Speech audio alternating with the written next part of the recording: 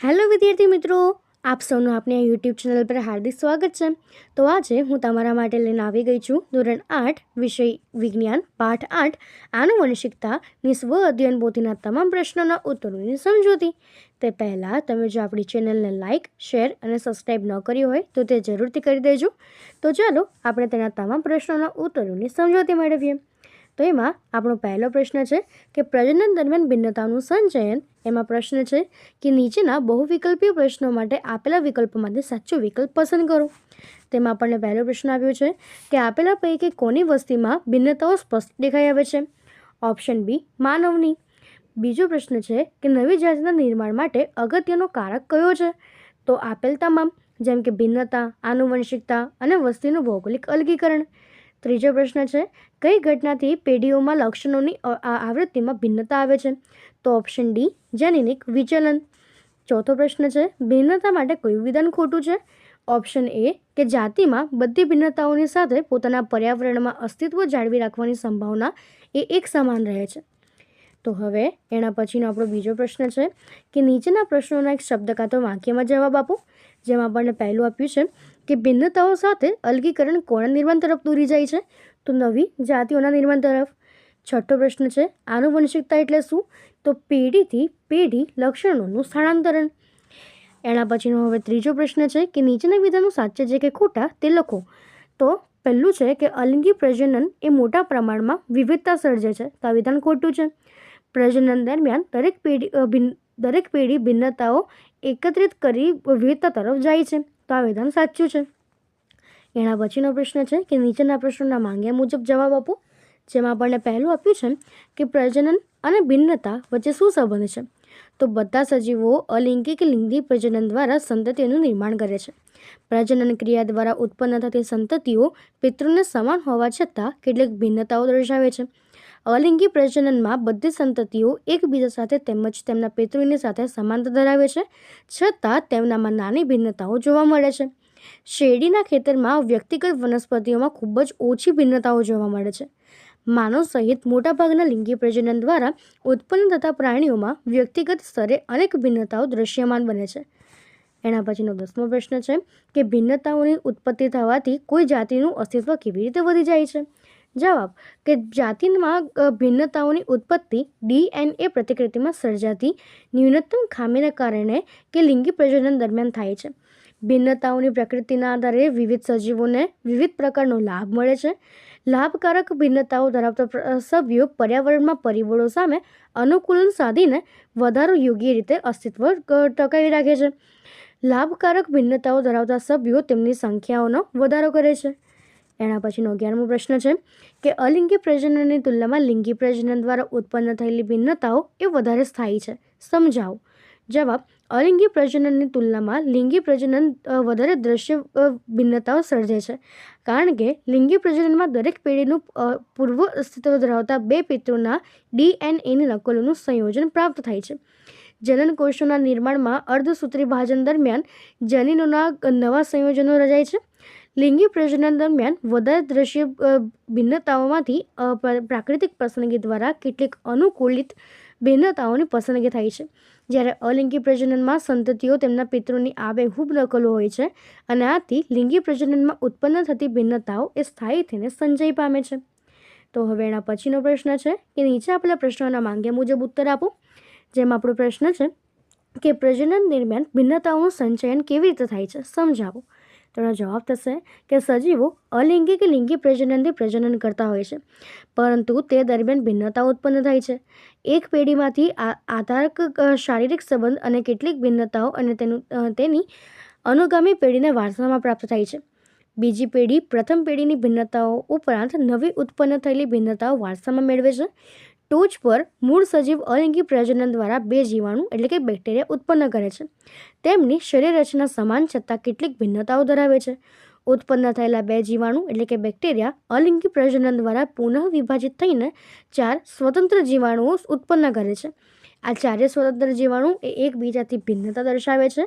આ પ્રમાણે ઘણી પેઢીના અંતે મોટી સંખ્યામાં સજીવો એટલે કે સંતતિ ઉત્પન્ન થાય છે. તેમાંના કેટલાક ભિન્નતા નિયત હોય છે અને જ્યારે અન્ય તેમના પિતૃમાંથી આનુવંશિક હોઈ શકે અને પ્રત્યેક એકબીજાથી ભિન્ન હોય છે. તેમનામાં રહેલી ભિન્નતાઓ DNA પ્રતિકૃતિ સર્જન સમયે ન્યૂનતમ ખામીઓના કારણે ઉત્પન્ન હોય છે. આમ પ્રજનન દરમિયાન દરેક પેઢી કે ભિન્નતાઓ એકત્રિત કરીને વિવિધતા તરફ જાય છે. તો હવે એના પછીનો આપણો ટોપિક છે કે આનુવંશિકતા. એનો પ્રશ્ન છે કે નીચેના બહુવિકલ્પીય પ્રશ્નો માટે આપેલા વિકલ્પમાંથી વિકલ્પ પસંદ કરો. તેમાં આપણો 13મો પ્રશ્ન છે કે આનુવંશિકતા અંગેના નિયમો કોણે આપ્યા હતા? તો ઓપ્શન ડી મેન્ડેલે આપ્યા હતા. 14મો પ્રશ્ન છે કે વટાણાના ઊંચા કેપિટલ TT છોડ અને નીચા સ્મોલ TT છોડ વચ્ચે સંકરણ ધરાવતા બધા જ છોડ ઊંચા મળ્યા કારણ કે ઓપ્શન એ ઊંચાપણું પ્રભાવી લક્ષણ છે.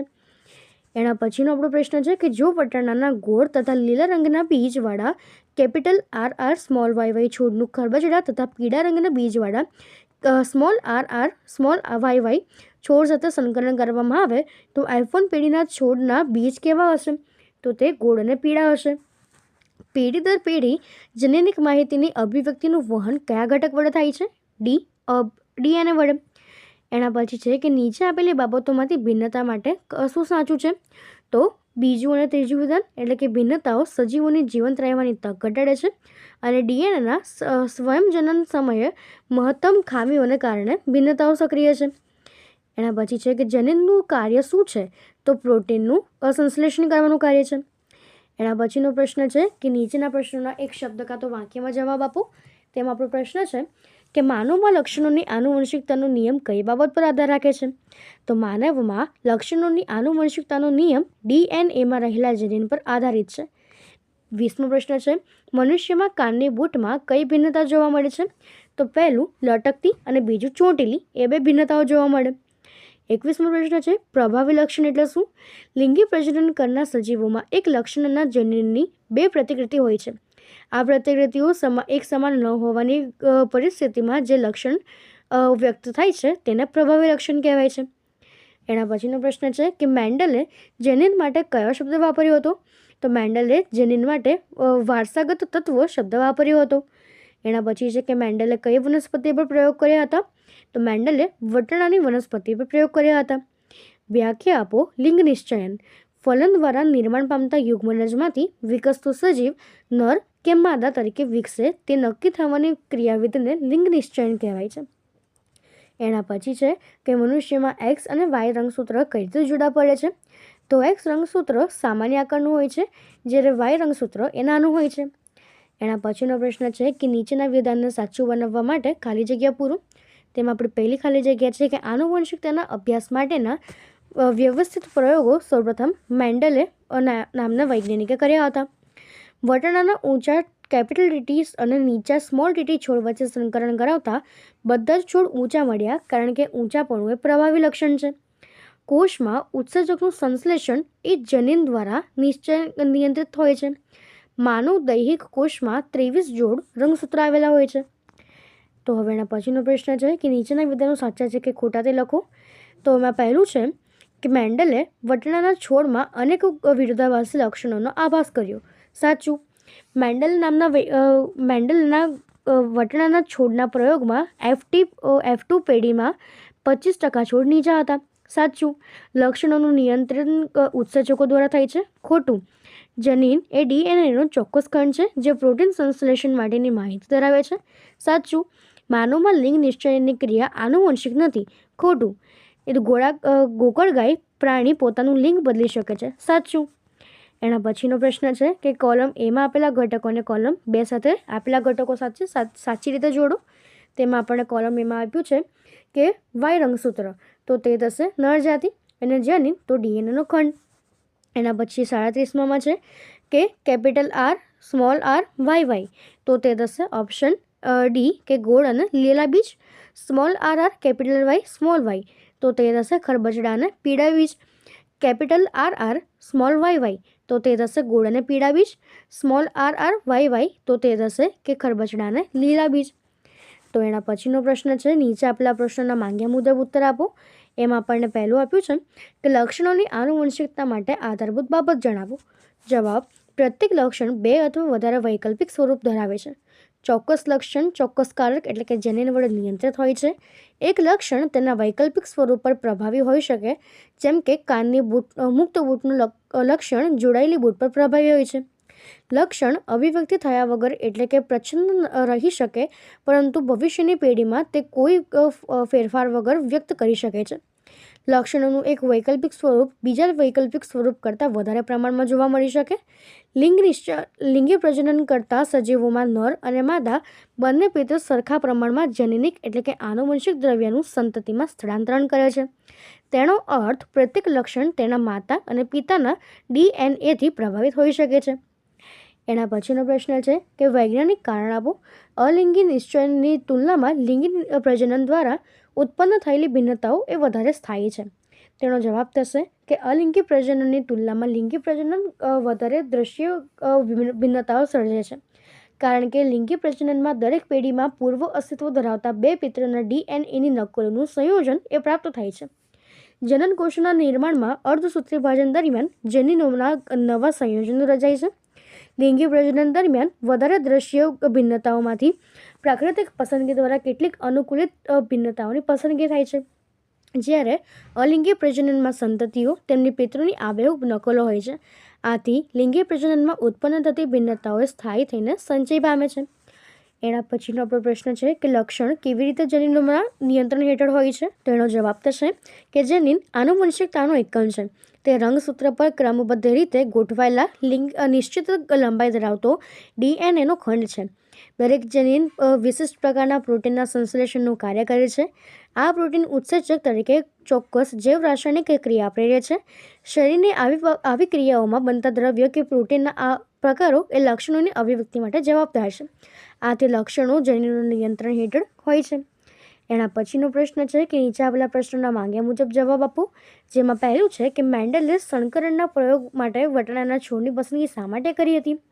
જવાબ પહેલું કે વટાણાના છોડ નાના છે, તેને સરળતાથી ઉછળી શકાય છે, તે 1 વર્ષાયુ છે, તેથી વધુ પેઢીના અભ્યાસની સરળતા રહે છે. તે મોટા પ્રમાણમાં સંતતિ ઉત્પન્ન કરે છે.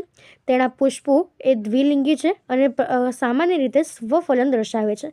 તેમાં કૃત્રિમ રીતે પરફલન એટલે કે સંકરણ સરળતાથી કરાવી શકાય છે. તેમાં લક્ષણોની વિવિધતા અને દરેક લક્ષણની બે વિરોધાભાસી અભિવ્યક્તિ જોવા મળે છે. એના પછીનો પ્રશ્ન છે કે મનુષ્યમાં X રંગસૂત્ર અને Y રંગસૂત્ર વચ્ચેનો તફાવત આપો. તો X રંગસૂત્રમાં આપણે લખી શકીએ કે X રંગસૂત્ર સામાન્ય આકારનું હોય છે. સ્ત્રીમાં X રંગસૂત્રનું પૂર્ણ યુગ્મ હોય છે. પુરુષમાં X રંગસૂત્ર એક જ હોય છે અને પિતા પાસેથી પુત્રીની વારસામાં ફક્ત X રંગસૂત્ર પ્રાપ્ત થાય છે. જ્યારે Y રંગસૂત્રમાં આપણે લખી શકીએ કે Y રંગસૂત્ર કદમાં નાનું હોય છે. સ્ત્રીમાં Y રંગસૂત્રની ઉણપ હોય છે. પુરુષમાં Y રંગસૂત્ર X રંગસૂત્ર સાથે જોડાયેલા હોય છે. પિતા સાથે પુત્રને વારસામાં ફક્ત Y રંગસૂત્ર પ્રાપ્ત થાય છે.